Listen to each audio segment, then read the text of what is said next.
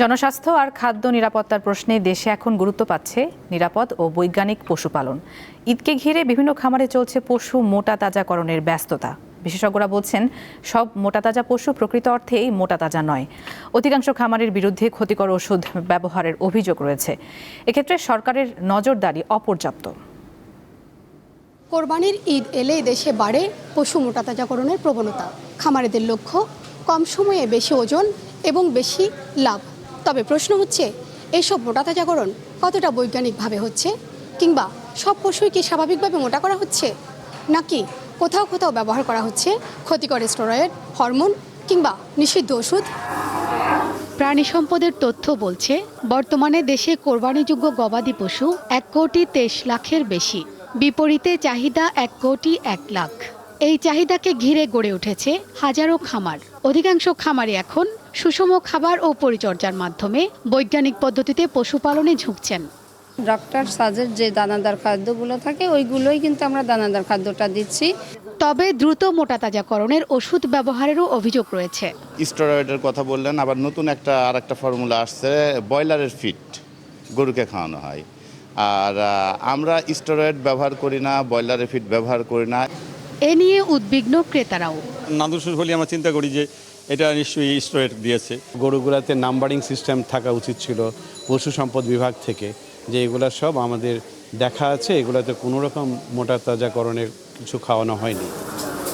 খামারিরা বলছেন, পশু খাদ্যের দাম বাড়ায় উৎপাদন ব্যয় বেড়েছে কয়েক গুণ। ফলে কম সময়ে বেশি লাভের চাপ তৈরি হচ্ছে। তবে প্রশ্ন, লাভের এই প্রতিযোগিতায় কতটা নিরাপদ থাকছে জনস্বাস্থ্য, আর সরকারি তদারকি বা কতটা কার্যকর। প্রাণী সম্পদ অধিদপ্তরের দাবি, নিবন্ধিত 9 লাখ খামারি বিজ্ঞানসম্মত উপায়ে পশু মোটা তাজা করছে। তাছাড়া পশুর রক্ত পরীক্ষায় ওষুধ ব্যবহারের তথ্য জানা যায়। কোনো গবাদি পশুর সম্পর্কে কোনো প্রকার অসুস্থতা বা সন্দেহ পোষণ করলে ওনারা ভেটেরিনারি মেডিকেল টিমকে কল করবেন। আমাদের টেস্টের ফেসিলিটিও থাকবে, যে ব্লাড সিরাম থেকে আমরা বুঝতে পারি কোনো স্টেরয়েড ব্যবহার করা হয়েছে কিনা। কিন্তু বিশেষজ্ঞরা বলছেন, পশুর রক্ত পরীক্ষা করে স্টেরয়েড ব্যবহারের তথ্য যাচাই সম্ভব নয়। যখন খুব ট্রেস অল্প পরিমাণে দেওয়া হয়, সেটা হচ্ছে যে আস্তে আস্তে সেটা হচ্ছে যে ব্লাডে যেতে পারে।